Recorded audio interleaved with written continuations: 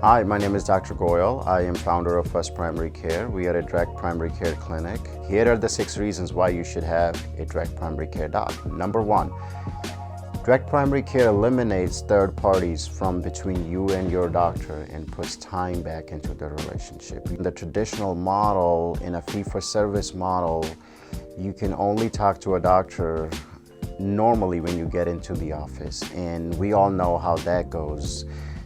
A lot of steps to go through when you want to make an appointment, and then getting to the office and actually seeing your doctor can take half a day, and you get to see your doctor for 5 to 10 minutes.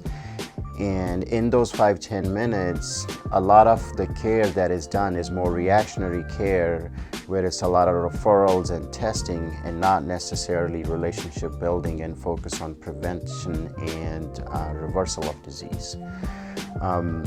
Direct primary care model flips all that on its head. You will start again appreciating what is the value of a relationship with your primary care doctor, because now you and your doctor have time to spend with each other, because nobody is telling your doctor or you on how to do care, how much time to spend with each other.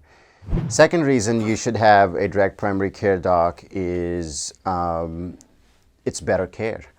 Again, when you see a physician in the traditional model,